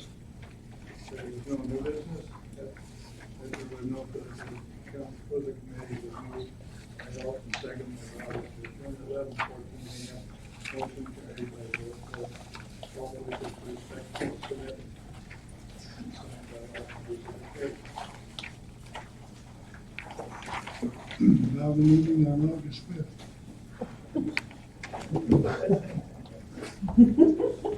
Sure, we don't need that. Mr. Chairman, a member of the county board, your committee to whom was referred finance with their leave with the following request medical board. Your committee met at the administrative center on August 4th, 2021 at 9 p.m. Under the president was Michael Taggart, Paul Flowers, Curtis, Hughes, and Young. Terry Johnson was acting president. County board chairman John Drew, finance manager Bill Johnson, county clerk Rena Seaver,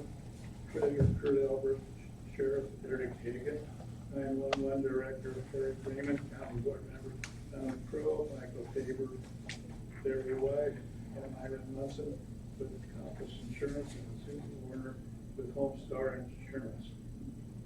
It was moved, meeting was called to order. It was moved by Mr. Hughes and second by all to approve the agenda. Motion carried by a vote vote. There was no public comment. Prior to the Compass Insurance report to it, he is prepared for the county insurance bid opening next month.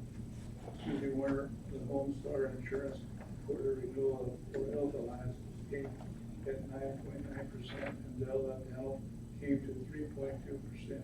Vision rates are locked in until December 2022. Warner is waiting on the Kansas City Life renewal rate. Last year, the county had a 17% increase and received $80,000 net transfer credit check from Health Alliance. This year, Health Alliance capped their renewal rate at 9.9%. Department heads gave their monthly report. Harris filed the treasurer. Developers reported the first tax distribution was done last week. The next installment of property tax was due September 7th.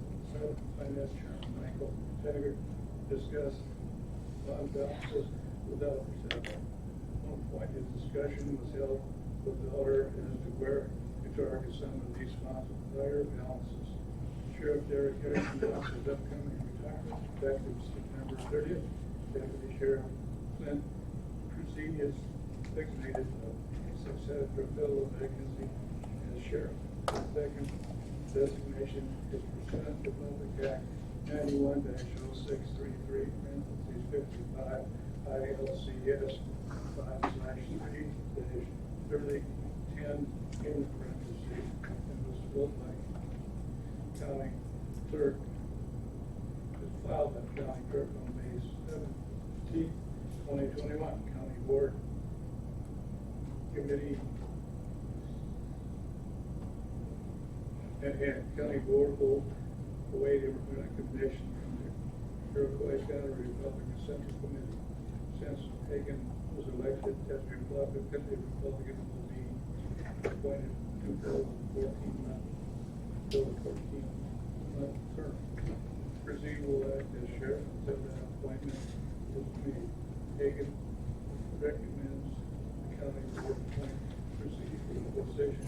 Brzee is also running for sheriff in the next election. Hagan also informed the committee he has been approached by Gilman to begin contact and negotiating with Hagan.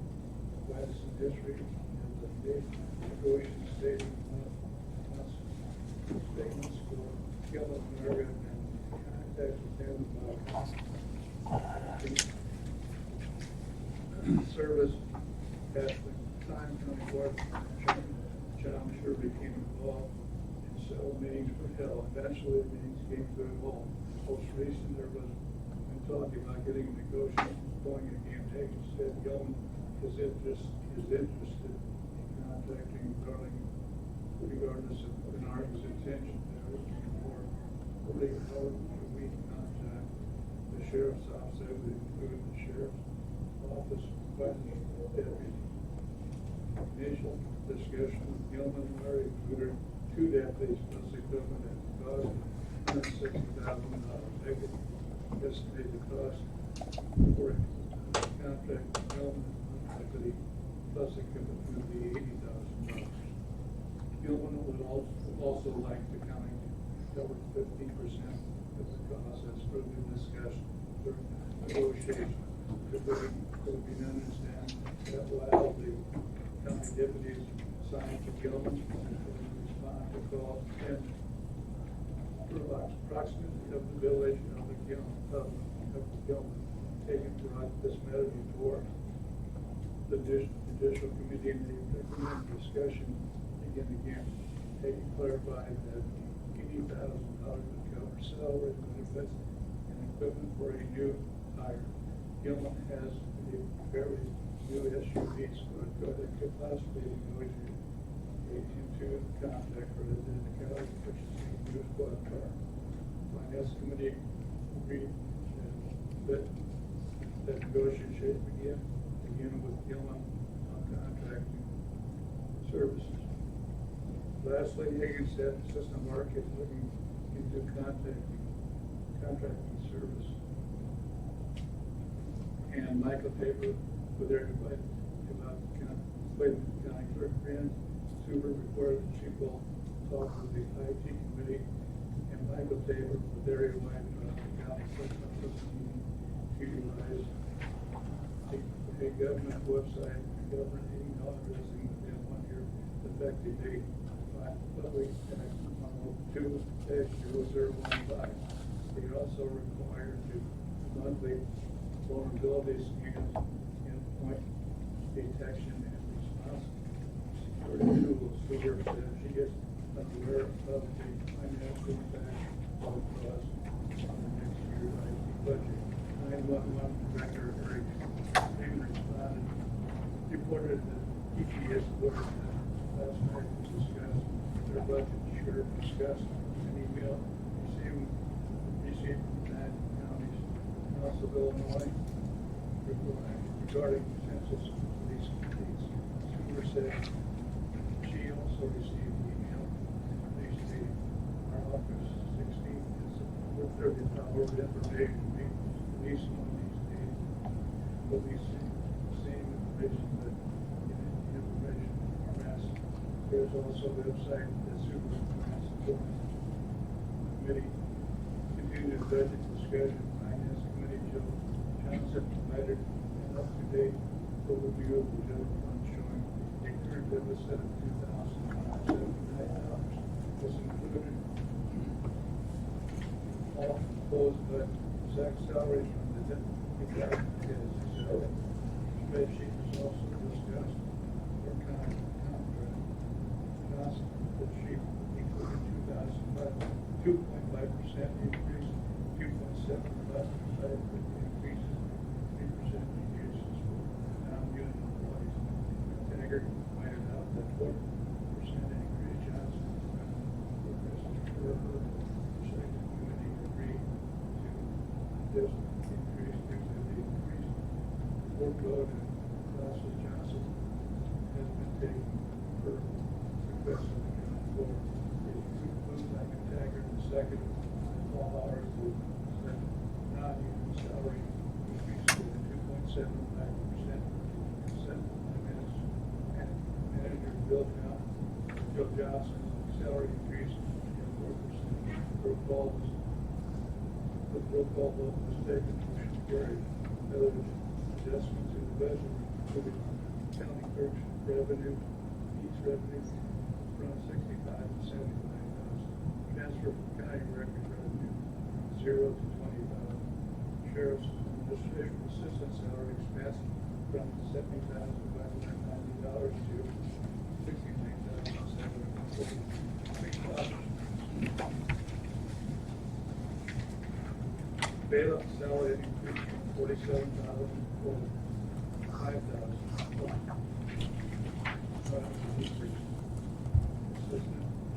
Assessment chief deputy salary expenses $36,872 to $33,775.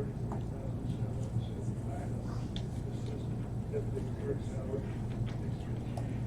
$8,580 to $57,512. Assistant expense from $70,500 to $63,500. Work contract license expense $77,575 to $68,240. Transfers to original office expense from $81,050 to $75,000. And transfer staff expense from $85,000 to $92,000. Taggart also noted that the county farm head will meeting county board approve the new contract within a rate of $41,754 per year. Johnson said she is also looking for an speed of Roberts request. Next month, the finance committee will take action on insurance bids. Freeman presented his budget to the committee. ETSB had made a decision to contribute $285,000 joint inspection. You do not have a finalized budget at this time. The city will seek a budget of $120,000 for the transfer, $120,000 transferred from the general fund to joint expense. The transfer from public works is $52,975. The has been included a 2.5% increase for payment. Purchase of equipment is budgeted at $170,000. The originally budgeted at $200,000 for jail, software, with $60,000 being the sheriff's portion of the jail. Revised budget does not reflect the jail portion. This will allow the finance committee to determine the funding for the project. Also, including the budget among the fire suppression system provides each ESP budget requested is a deficit of $6,571. In regards to the new cat software taken as payment for a sunset software agreement, which found that we have not been informed at this time of the sunset date. However, the software is 20 years old without these data as if the vendor isn't providing us with clean time of money. Any intake, we should be buying new software for the Johnson, also noted the software company to be approved at this time due to not having bids. Johnson Performance Committee has not closed their meeting yet and will not be presenting their budget today. The committee reviewed the claim. It was moved by Holt and second by Dave, 6.7. And we will approve. There was no mistake. Motion carried. No business. There was no new business. As there was no further business, the county board of committee, it was moved by Ernie Curtis, second by Joe Young, to adjourn at 20 p.m. Motion carried by all of this correctly submitted. And I request that motion to the roll call and report. Sorry.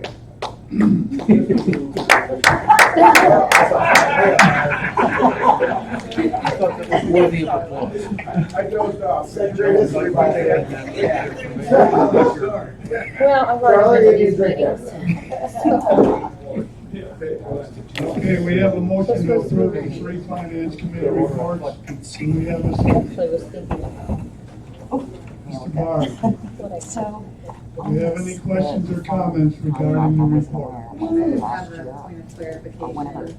On the second page of the July 27th, 2021 report, it says in the top paragraph, I'm going to the second sentence from the end, it says that this time she will be signing another 3-year contract. We're not signing another 3-year contract, it's a 3-election contract, which is basically a 2-year contract, and that's in 2024 is when I hope to be able to start utilizing new election equipment if we can find something. So just wanted to have that point of clarification, that it's not 3 years, it's 3 elections. Also, I would add regarding the electronic recycling event that was the request was made to host that here at the administrative center, which we declined to do, and it is now being scheduled to be held over Stocken Field in their parking lot in the same way that it has been over the past several years. So that's going to be on September 11th, 9/11. Mark your calendars. Do you know the time? It's in the morning. I don't know if it starts at 7 o'clock or 8 o'clock, but there's usually a pretty long line forming early in the morning. Mrs. Crowe? In addition, I would just add about the recycling event. I think it's on either the City of Watsika or the Chamber of Commerce Facebook page. And there's a very, very detailed list of what they will and will not accept, as well as the hours. And as board members, that's always a good thing to sort of familiarize yourself with, because people ask. And I'd really encourage all of us to get the word out there in our areas to, you know, because I always get asked about 2 weeks after, when's the county gonna have a recycling for that? But the people do respond, so really help to get the word out there. Yeah, Mark Garfield had asked me about help that we could provide in promoting it. I suggested that he talk to Amanda Longfellow about getting something on the county website and other areas where we can promote this. So I'm hoping you'll have some kind of a flyer maybe available soon, and we can distribute that out to people. That would be excellent. Then we could, you know, put them in the local restaurant or the post office or something. Okay. Any other questions or comments on the 3 Finance Committee reports? Obviously, you can see the Finance Committee's been working pretty hard getting the budget put together for next year. That's a yearly process every year, and we're very grateful for their efforts. If there's nothing else, the clerk will call the roll. Oswald? Yes. Penny? Yes. Sure? Yes. Young? Yes. Duval? Yes. Holt? Yes. Bard? Yes. Barron? Barron? Yes. Bowman? Sorry, Bowers? Yes. Crowe? Yes.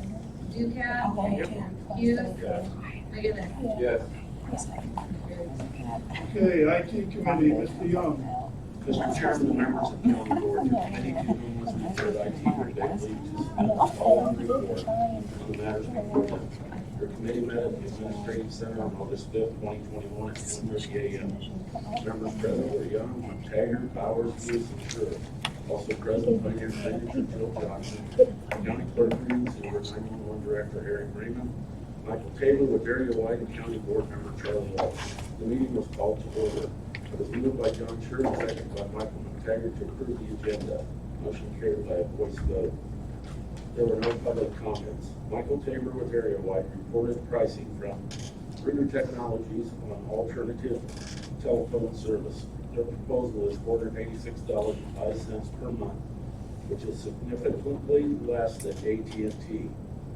Tabor said the technology on the phone system is SIP, Session Initiation Protocol Technology, meaning it is provided via the internet. Going this route would require an upgrade to the phones in the courthouse. Ritter Technologies also provided the committee with a quote for the phone and cable upgrades. The proposal for 44 phones in the courthouse is $20,781.50. The proposal for cabling and 10 runs at the courthouse is $6,250. Neither proposals include the Sheriff's Department, jail, or 911 center. Tabor estimates $10,000 for labor for area-wide to assist. Finance Manager Jill Johnson provided the committee with copies of proposals from AT&T.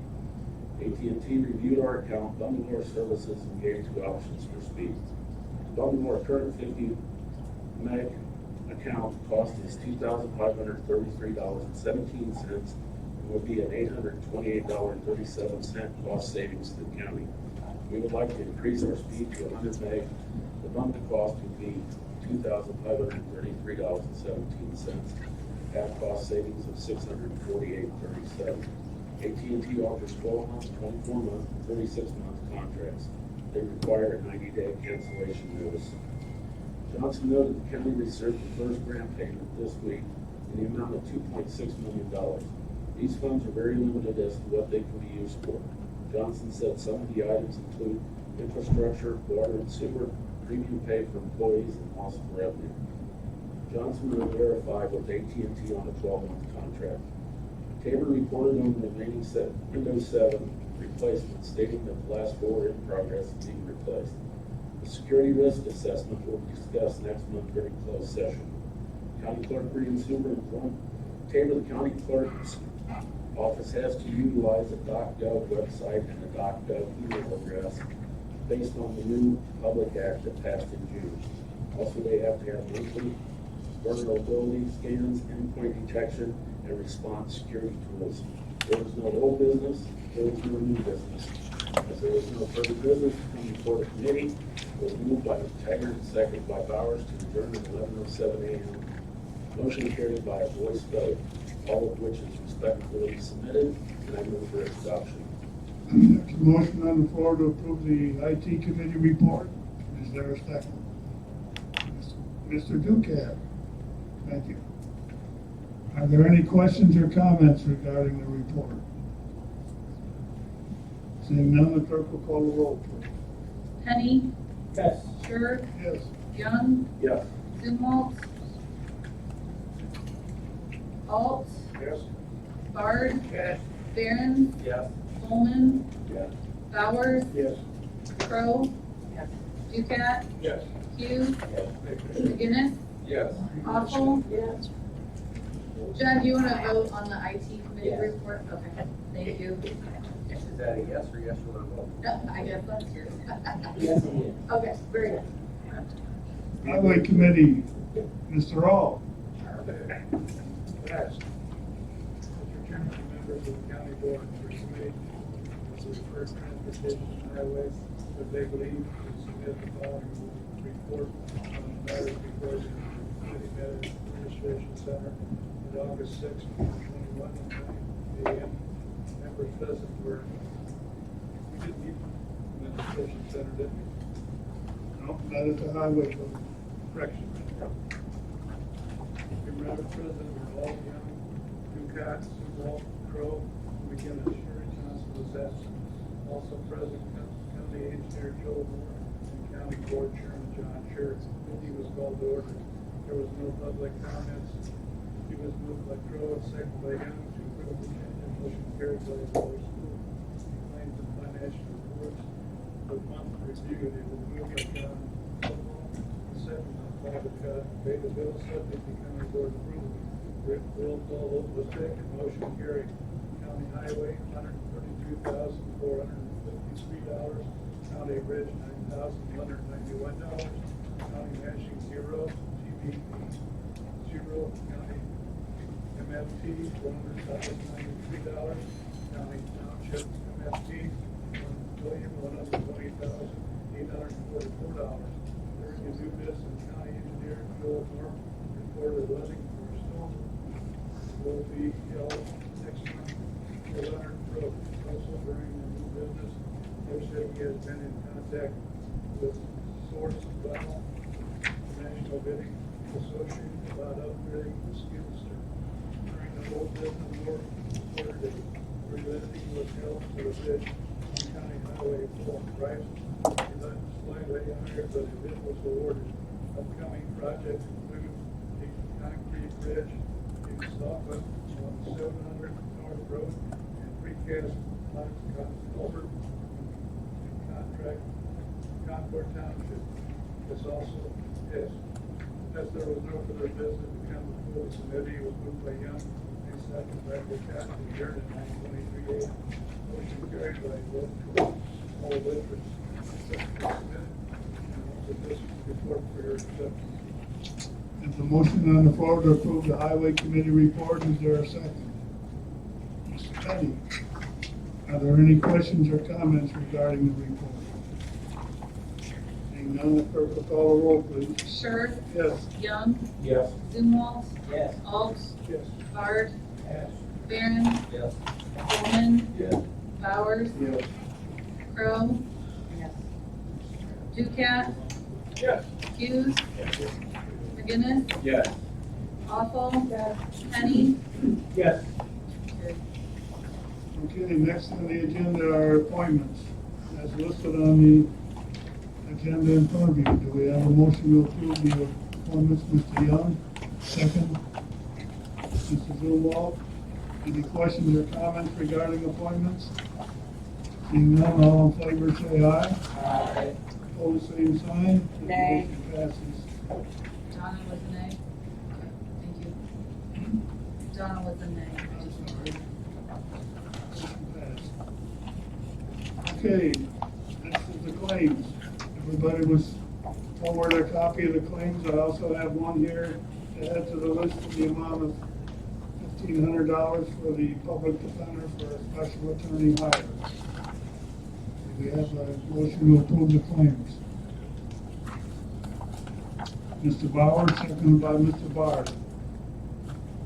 Any questions or comments regarding the claims? Seeing none, the clerk will call the roll, please. Young. Yes. Zumwalt. Yes. Alt. Yes. Bard. Yes. Barron. Yes. Coleman. Yes. Bowers. Yes. Crowe. Ducat. Yes. Hughes. Yes. McGinnis. Yes. Awful. Tenney. Yes. Sure. Yes. Is there any old business to come before the board this morning? Is there any new business to come?